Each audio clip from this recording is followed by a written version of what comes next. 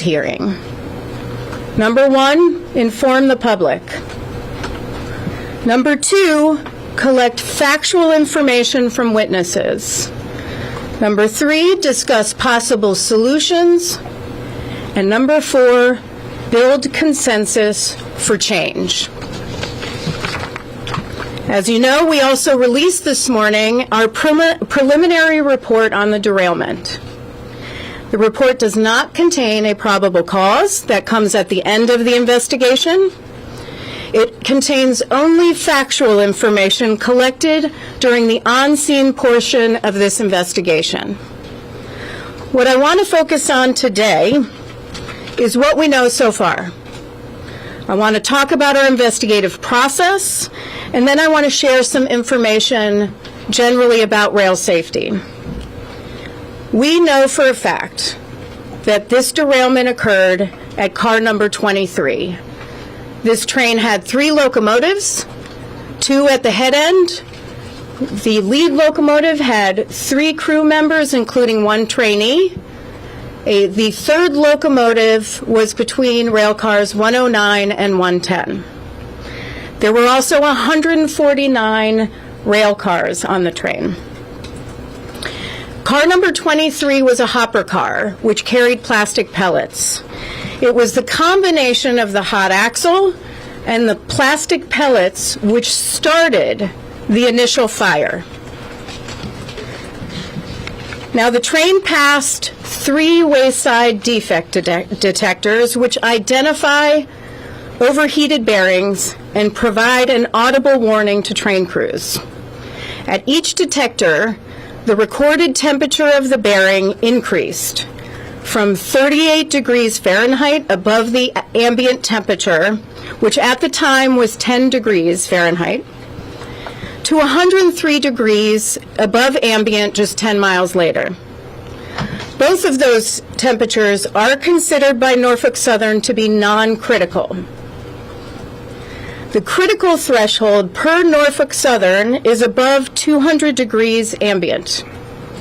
Upon passing the third detector with a temperature of 253 degrees above ambient, that's critical, 253 degrees above ambient, a critical audible alarm message sounded, instructing the crew to slow and stop the train to inspect the hot axle, and if warranted, to set car number 23 out. Now, NTSB investigators at this time have not identified any operational issues with the Wayside defect detectors, but we're still looking at them. There's also no evidence of track defects. The engineer at the time was following another train and was already in dynamic braking to slow behind the train. So he increased the brake application to further slow and stop the train, meaning he responded immediately. We have no evidence that the crew did anything wrong. And during this deceleration, the wheel bearing failed. Car number 23 derailed, and the train initiated an emergency brake application and came to a stop. So the emergency brake application was triggered by the derail. Now, in total, 38 cars derailed, and a fire ensued which damaged an additional 12 cars. On February 5th, responders mitigated the fire, but five cars, which are designated as 105, DOT 105 specification tank cars, were located near the number 23, which derailed. So we had the 5 vinyl chloride cars. 4 of them were at 26, 27, 28, and 29, and the 5th one was at 53. They were carrying well over 115,000 gallons of vinyl chloride. Now, that continued to concern authorities because the temperature inside one of the tank cars was increasing, which could result in a catastrophic explosion. The critical point is 180 degrees, and at the time, one of the cars was reading 140 degrees. As you know, the responders then scheduled a controlled venting of the 5 vinyl chloride tank cars to release and burn the vinyl chloride. The NTSB had no role in the decision-making or carrying out of the vent and burn. And I want to repeat that. We are not part of the decision-making or the carrying out of the vent and burn. The Federal Railroad Administration has guidance for how to conduct vent and burns. So as part of our investigation, we will evaluate whether the vent and burn was carried out according to that guidance and whether that guidance needs to be updated. With respect to the tank cars, transporting the hazmat, the train consist, that's the list of what's included in the train by car, included 20 hazmat tank cars transporting combustible liquids, mostly lubricants and cooking oil, flammable gas, and the vinyl chloride. 17 of those 20 tank cars were fully loaded. 3 were residue cars. All of those cars were placarded, though the placards were plastic and melted. Aluminum also melts.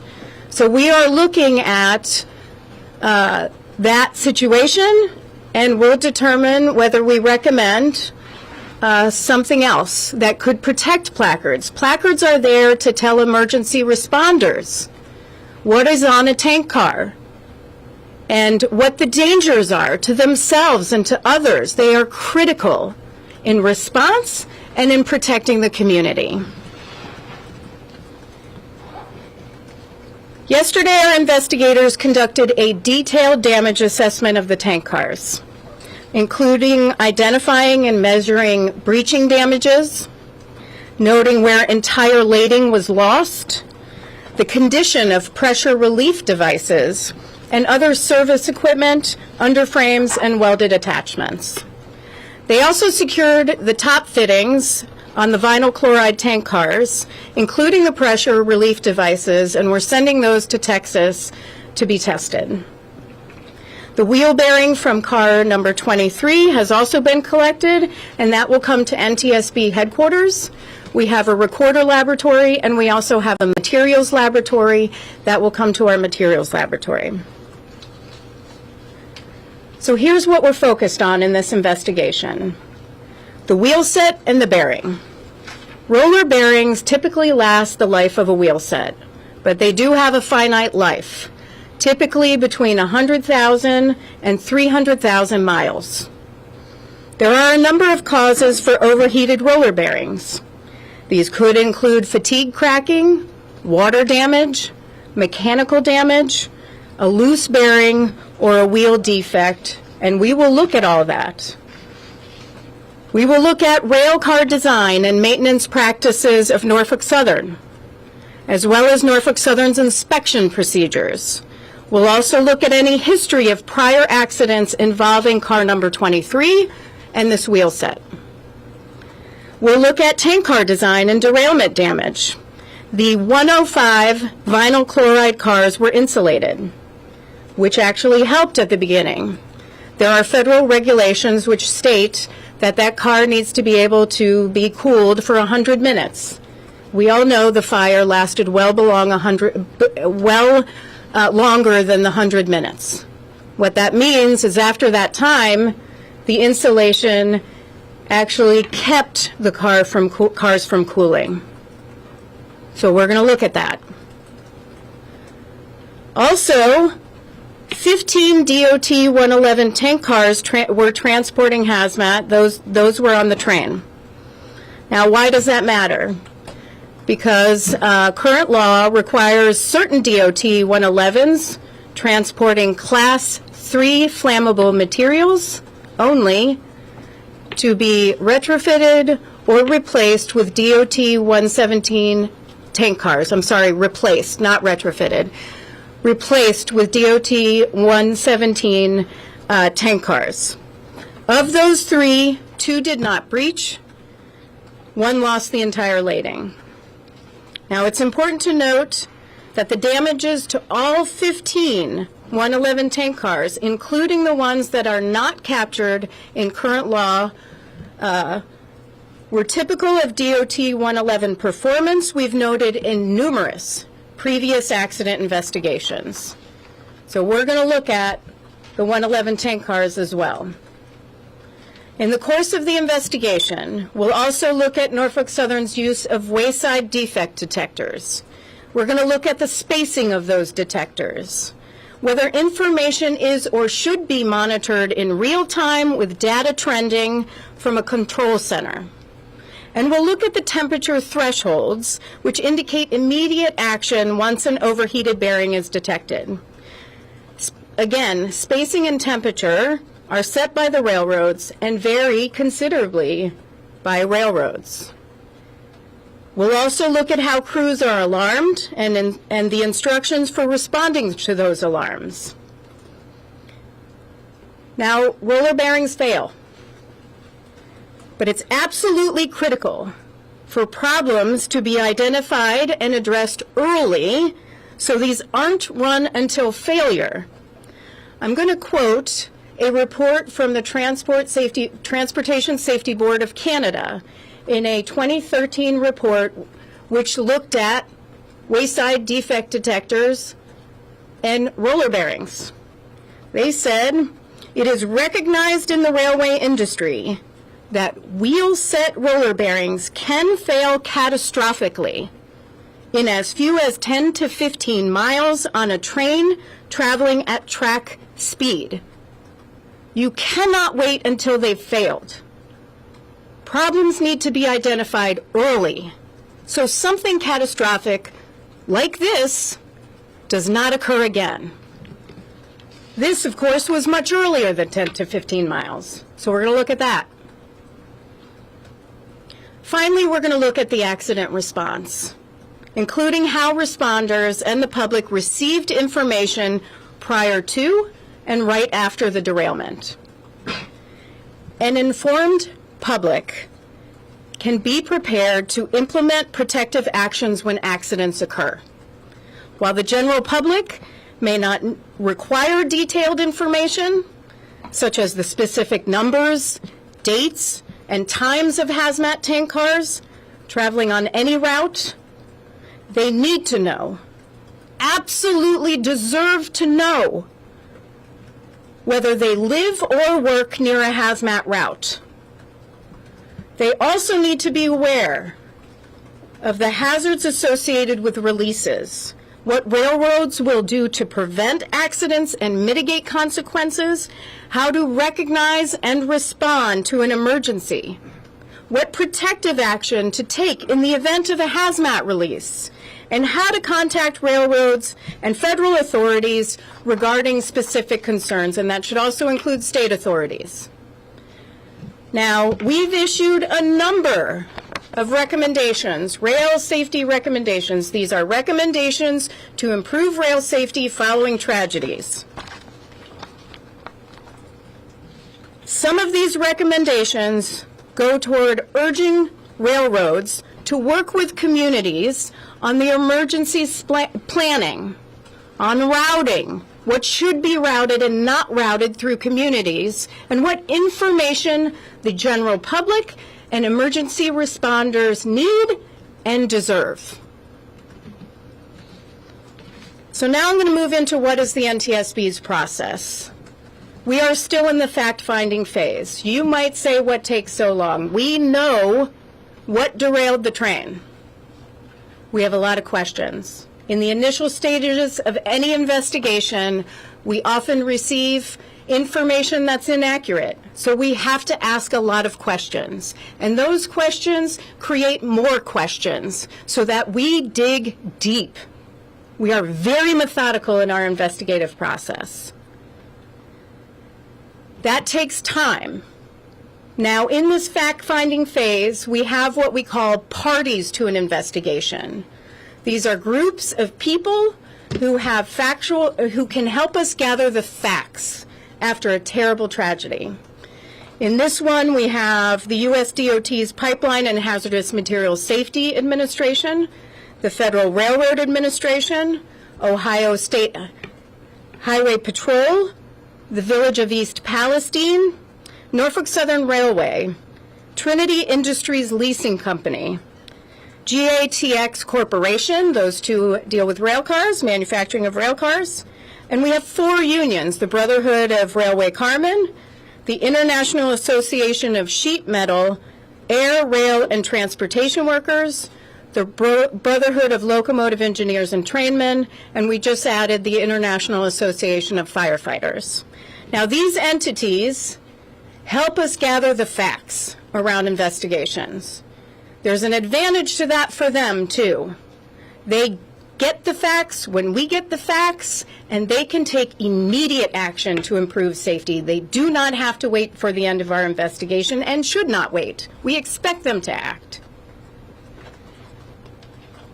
Once the fact-finding is concluded, which takes a few months, then everyone will agree in the facts. That will go into factual reports, which will be included in our public docket.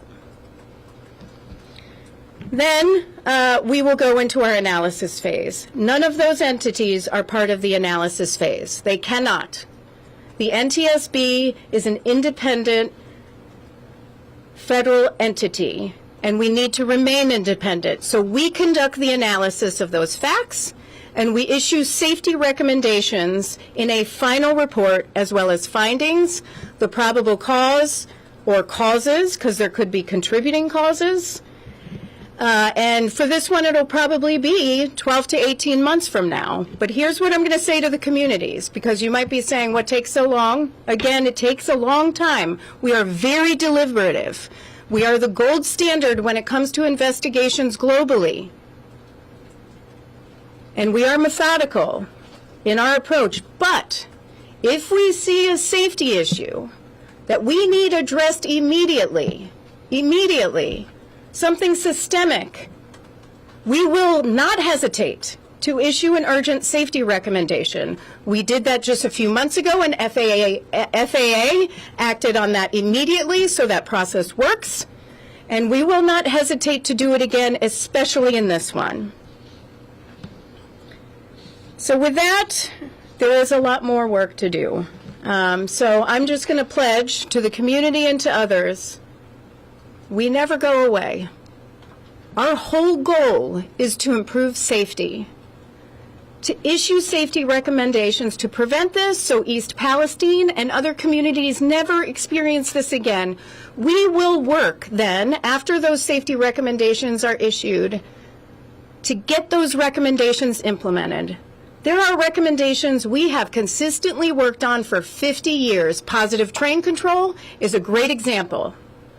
We don't give up, and we won't give up on this one. So thank you. I'm going to take questions. Please raise your hand and state your name and your affiliation. Madam Chair? Yes. Sheldon Ingram, WTAE-TV, Pittsburgh's Action News 4. The fact that the crew didn't try to stop the train until it reached that critical stage, does that suggest a system-wide failure, that they weren't alerted or didn't react sooner than when it reached 253 degrees? So the question is, why did the crew not react after the first 2 Wayside detectors, where it was identified 38 degrees above ambient temperature, which was 10 degrees at the time, and then 103 degrees. They did not react till 253. Those 2 initial temperatures are designated by Norfolk Southern as non-critical. The information they receive is they don't have to do anything, so they were following procedures. Once they got the critical alarm of 253, they took immediate action. In your estimation, does that warning threshold have to change? We're going to look, so the question is, does that warning threshold have to change? The warning threshold is set by railroads, and again, it varies by railroad. We're going to look at that and see if that threshold should change. That's going to be one of our priorities in this investigation, Tom. Tom Costello with NBC News. Is there any suggestion yet what actually caused the overheating? You said there's a list of possibilities, but is there any leading candidate what was causing this overheating with the bearings and potentially then the axle? The question is what was causing the overheating of the bearing and therefore the axle? It's a great question, and it's something we have to look at as part of this investigation. Right now, we've collected information that we need on scene, the type of information that goes away when we release all the rail cars and when we release the scene. But that is exactly what we have to look at. I'll tell you one thing. We have one of our incredibly skilled investigators looking for other cameras along the route just to see if we can see other things. There was that one video that was aired. We want to see if there are other ones. Because what we're getting from the defect detectors, we want to make sure, does that match up?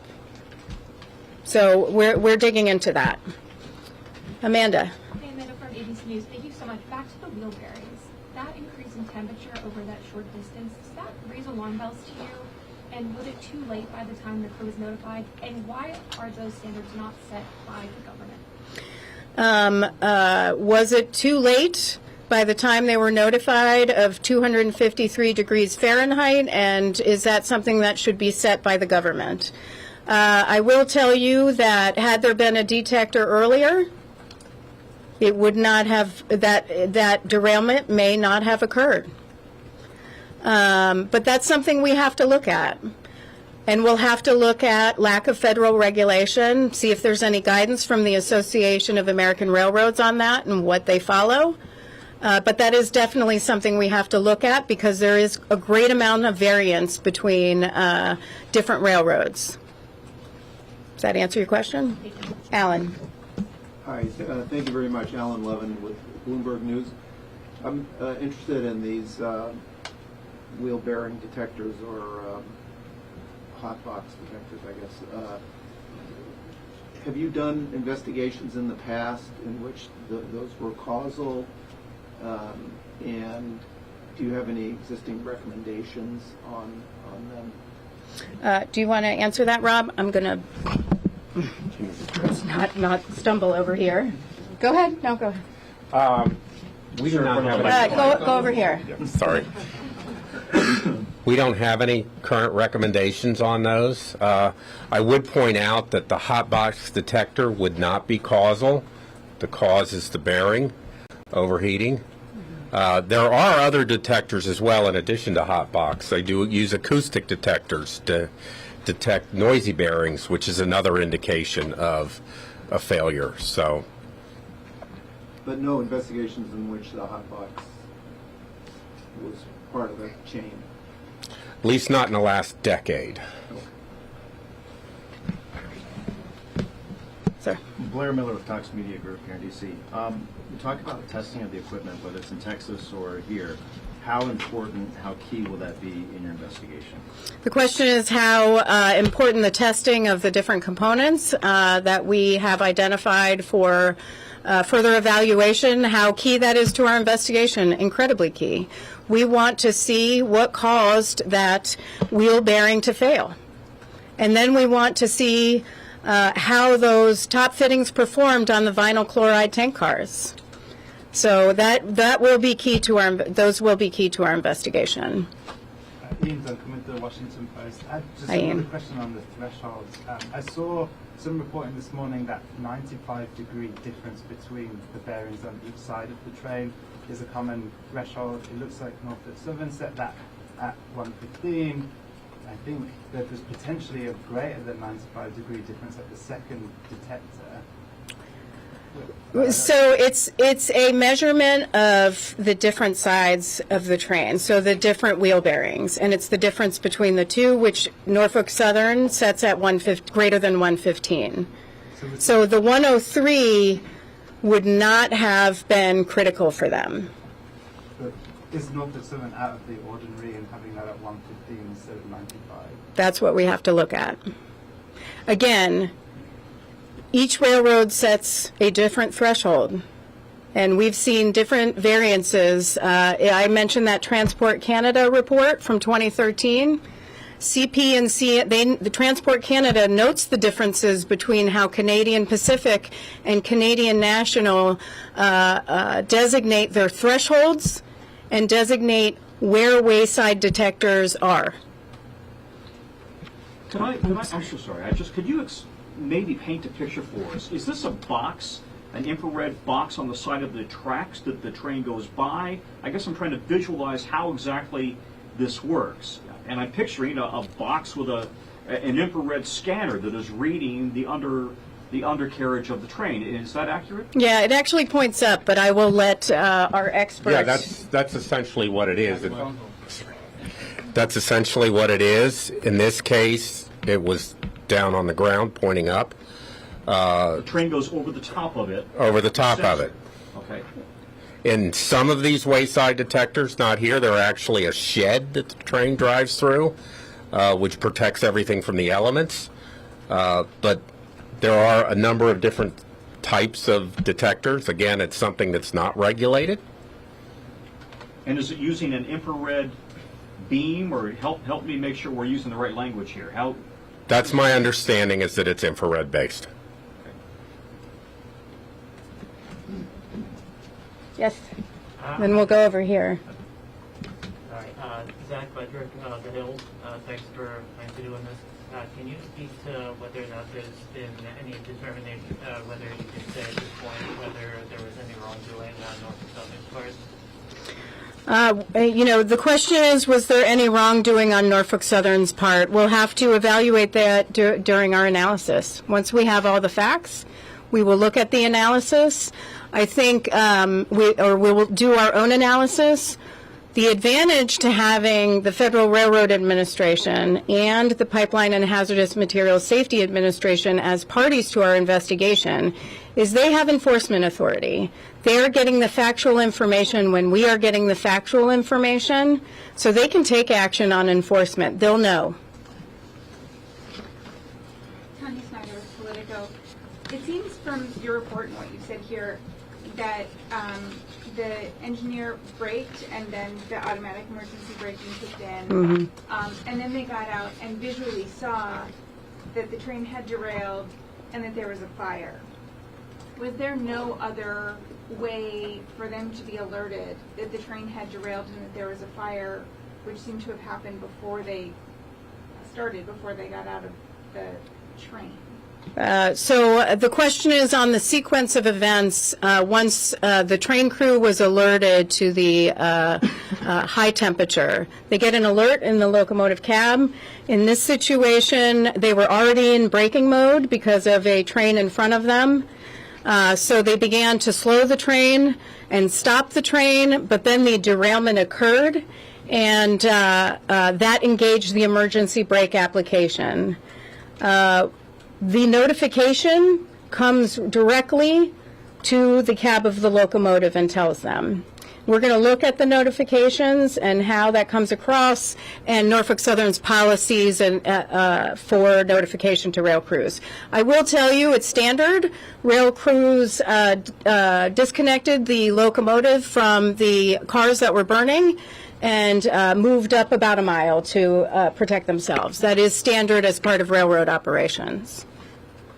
Yes, hi, Hogan with AP. I was wondering if you could elaborate a bit on your statement early in the beginning where you say this was 100% preventable. I know that there are many areas of investigation. The report, to some degree, was indicating many things work as they should under the current guidelines. So can you expand a bit about what gives you that certainty about this being 100% preventable? The question is, what gives me the certainty that this was 100% preventable? We've never seen an accident that isn't preventable. And I actually think that I don't like the word accident. I hate to use it. Nothing is an accident. And so, when it comes to prevention, it could be actions on the railroad's part for maybe not having more conservative policies on thresholds, or it could be some sort of problem with the wheel bearing that could have been addressed earlier. Those are just examples. We don't know that yet. We are still conducting our fact-finding portion of the investigation, but we will know that at some point. That's when we issue the probable cause, and there's often not just one probable cause, which is this derailed. It's usually a number of contributing factors a number of factors that contributed to that derailment. A quick follow-up, if I may. I was just wondering if you could talk about the level of cooperation NTSB has been getting from the parties. I know that in certain instances, sometimes rare, that you issue subpoenas. Is that something that you might foresee at some stage in the process? So the question is, what is the cooperation between the NTSB and the parties to our investigation, and whether we foresee having to issue subpoenas. At this time, I don't foresee having to issue subpoenas. We are having excellent cooperation with all the parties to our investigation. We're getting what we've asked for thus far. So far, so good. That can always change.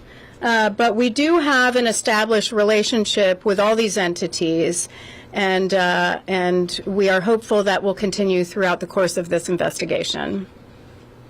Eric Gazelle, Wall Street Journal.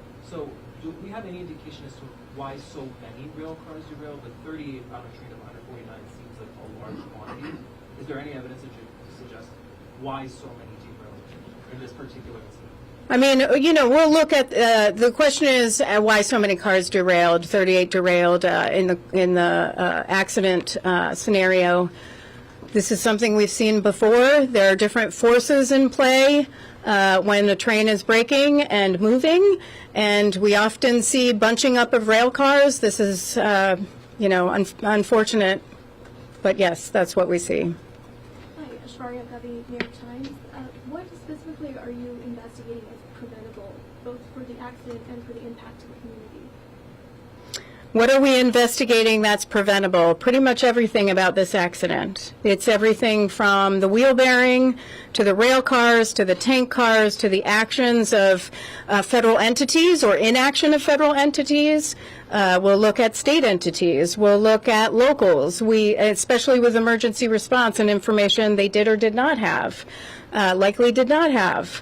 And we'll look at Norfolk Southern, their policies. So there are often a lot of considerations in what goes into what is preventable. There is usually far more than one thing.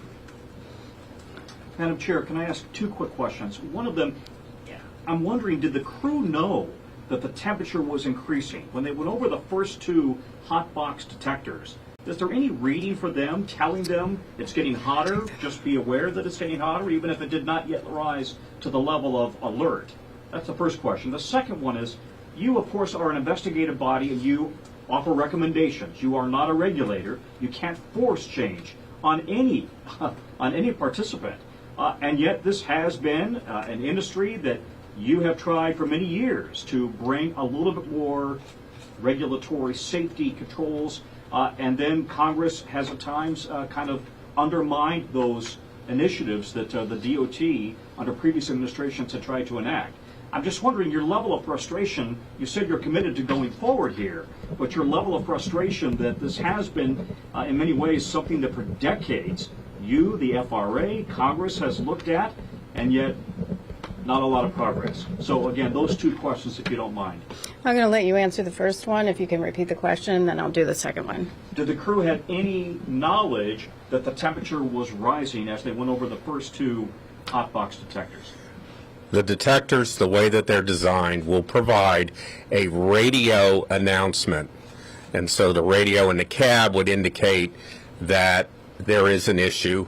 There's a number of things in the radio announcement that occurs, anything from no defects to the total number of axles. It would have announced the temperatures at this particular axle and told them which axle it was from the front. Just an automated computer voice kind of thing. Yes. On the radio saying, yes. This is your speed, or this is the temperature rather, and yes. it did not yet rise to a critical level.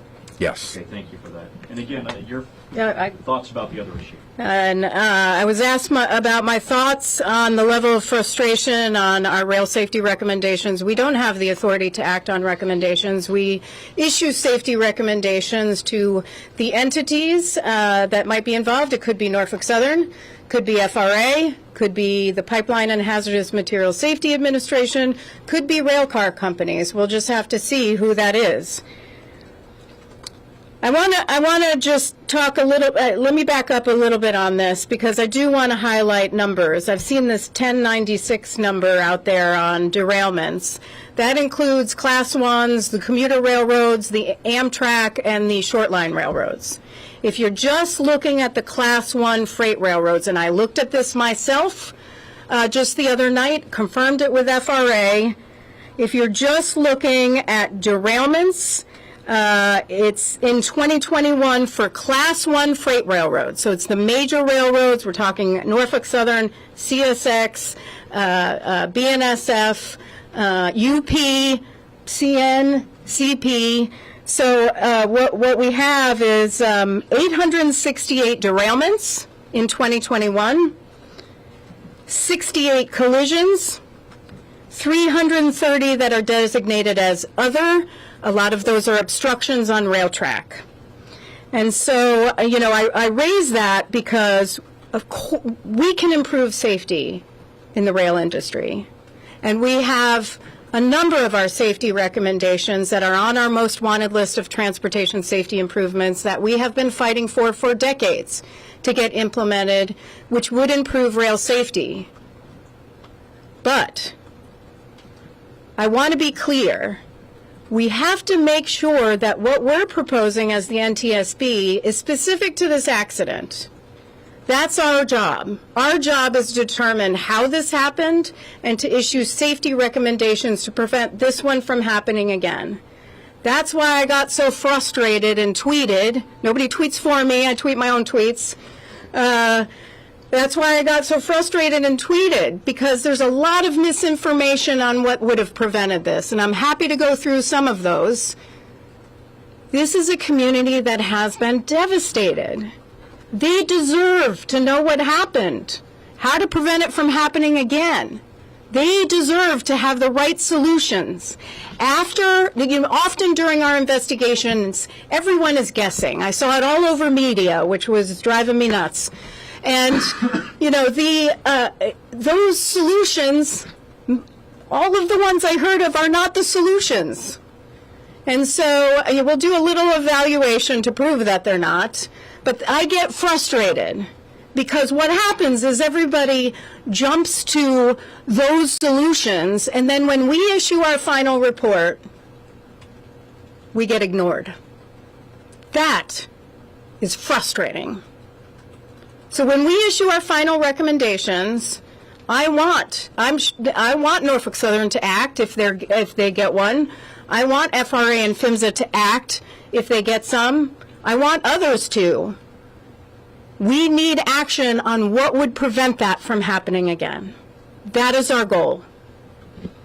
Yeah, James from Fox. I just want to get an understanding of the timeline in terms of the toxic chemical release. Was the NTSB notified immediately afterwards, or when exactly was NTSB notified that there was potentially this mild chloride release? And do we have an exact time of understanding of when that became apparent to the first responders also coming on scene? Because that's what has not been shown in the preliminary report. The question is, when were we notified of the derailment? I am going to let Rob answer this question, but I'm going to start with, we do have a response operations center that works 24/7. Dedicated professionals that are monitoring social media. They have television screens. They get input from the National Response Center, which is where the railroads and others are supposed to report any type of tragedy. But for this one, I will let Rob address the specific question. And specifically at the moment where the toxic chemicals released, when were you notified and the community as well? So our notification would be the notification with the accident. The Coast Guard operates a national response center, which you can think of as a 911 for the country.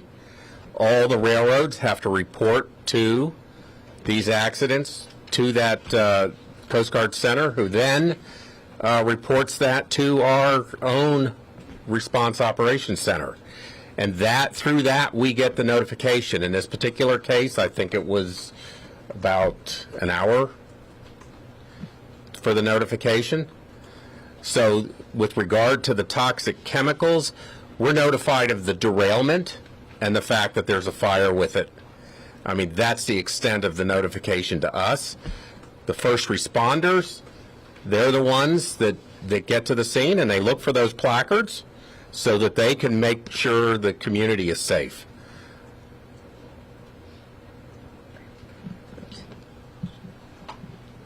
Tony Snyder again with Politico. Can you say a little bit more about the polymerization of the vinyl chloride that was happening inside one of the rail cars and why that was happening in one rail car, not the others?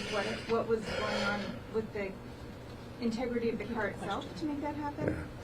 The question is about the polymerization that was going on in the vinyl chloride tank cars and why one tank car and not the other tank cars.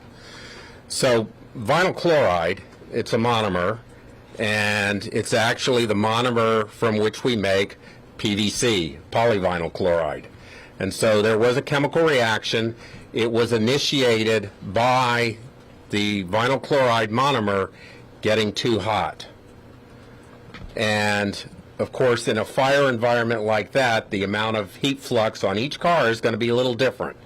So the car that was observed to have the rising temperature probably had the highest heat flux during a fire. That polymerization reaction is an exothermic reaction. So it's going to add heat to the car, which is why the car temperature was rising.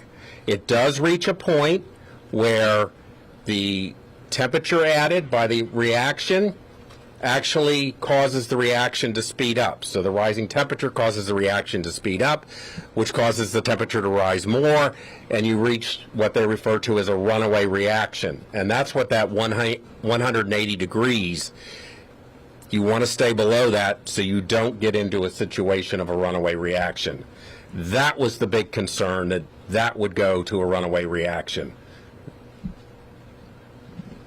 I want to call on somebody who has not been called on yet. Brian McGill, Wall Street Journal. I want to talk about the plastic pellets that caught fire with hot axle. Did that happen before the derailment or after the derailment? No, the question is, when did the plastic pellets, when was the fire initiated with the plastic pellets? That was after the derailment. And which axle it was on 23?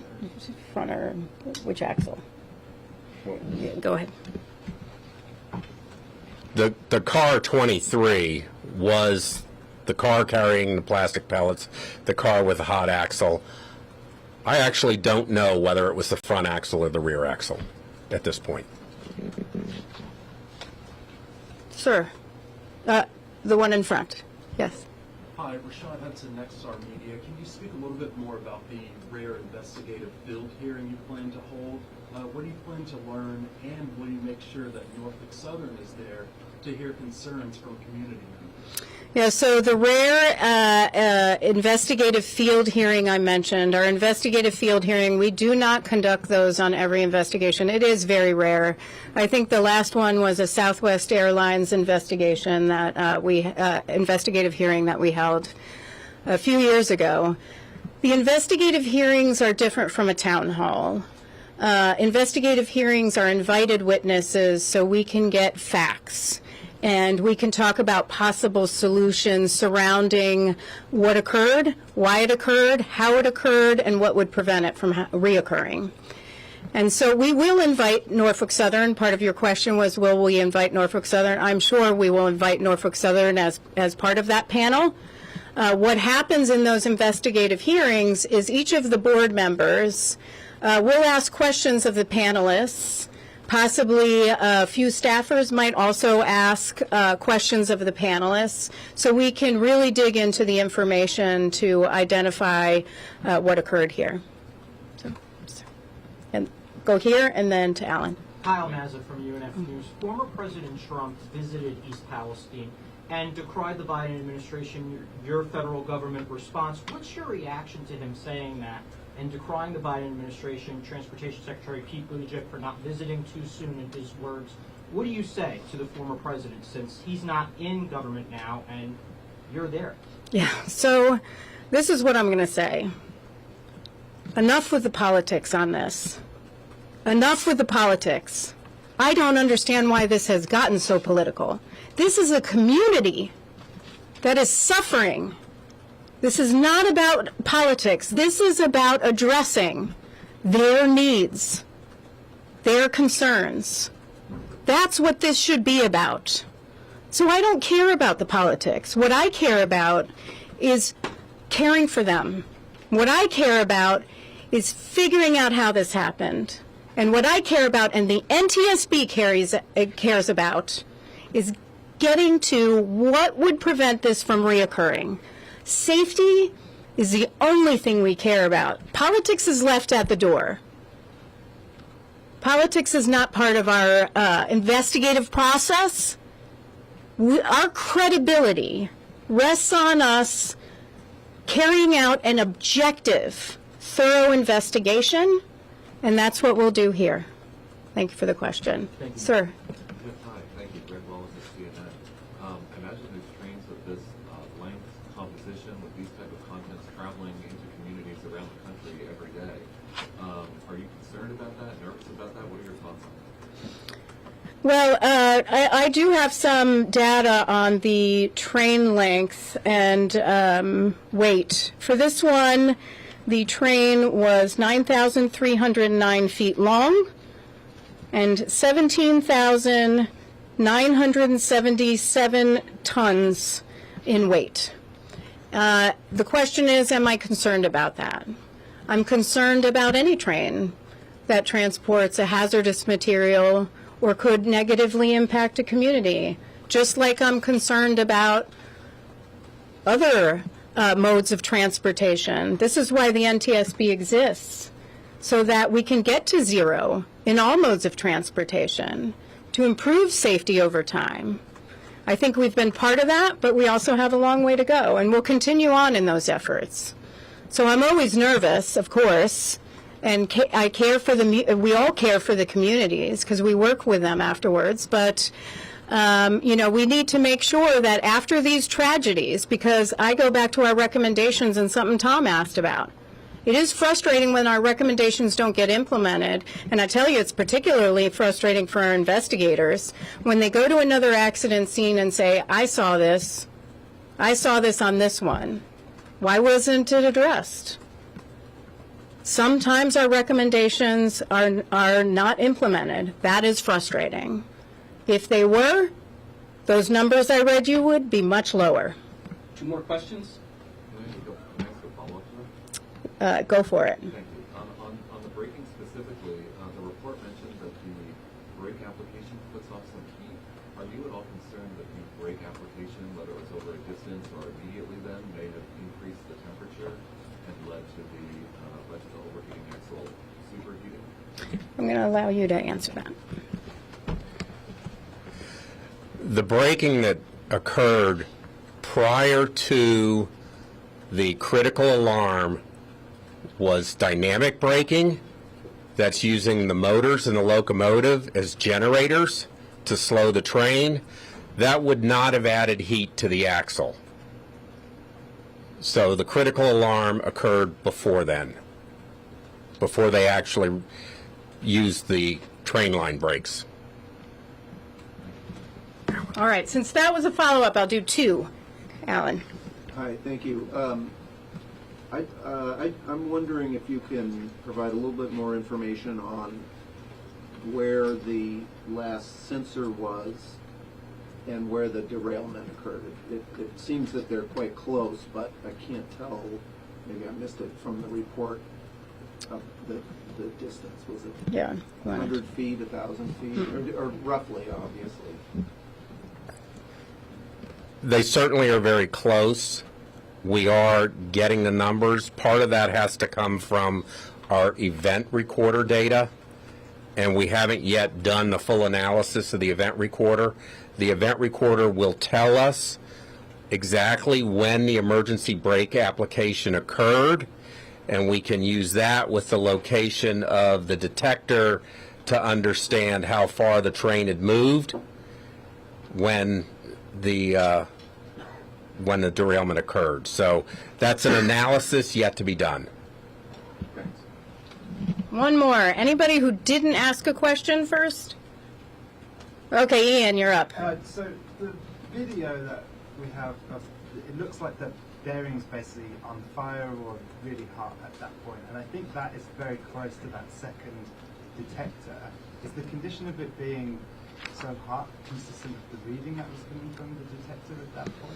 Yeah, so we're still looking at that video, and we're looking at others, and that's why we're trying to find other videos to determine, what was going on there. We believe that it was hot, and at that point, grease is burning. That's what we believe on the axle. But do you want to add to that? Yeah, okay. So we are researching that particular video as well as other videos. We've been contacting businesses that have security cameras all along the route. One of the things we have to do is get the actual location of the camera. So we had that video, we didn't have the actual location down to the foot. And so as we do this analysis and look at all of these video cameras, we're going to get the actual location so that we can estimate, when this occurred. With regard to the temperature measurements are obviously on the outside of the bearing housing. So the video is looking at the end of the bearing housing, vice the bottom. So there may be some difference there as well, and we will look at what effect that might have had on the actual temperature measurement in the accident. All right, well, we thank you very much.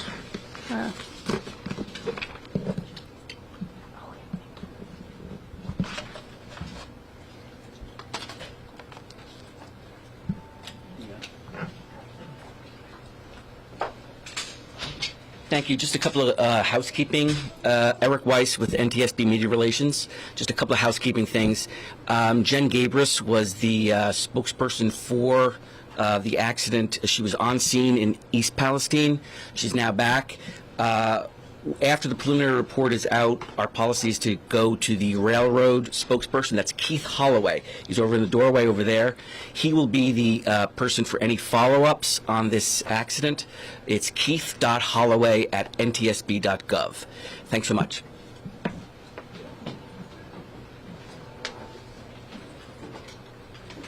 Excuse me. How you doing? Yeah, that's all.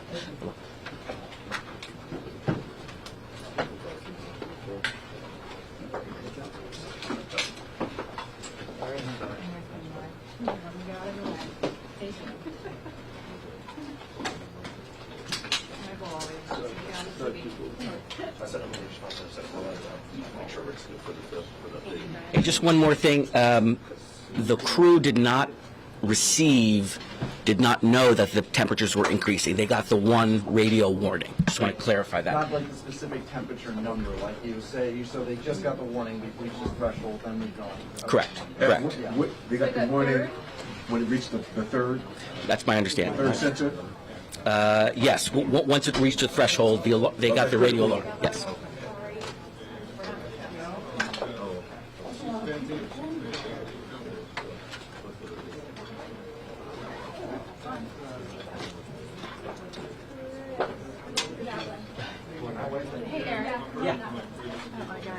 Where are we gonna do?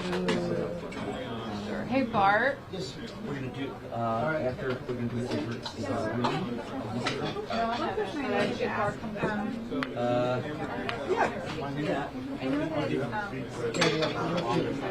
Okay, should we just there? Great. Okay, I'm trying to. Is there? Should we?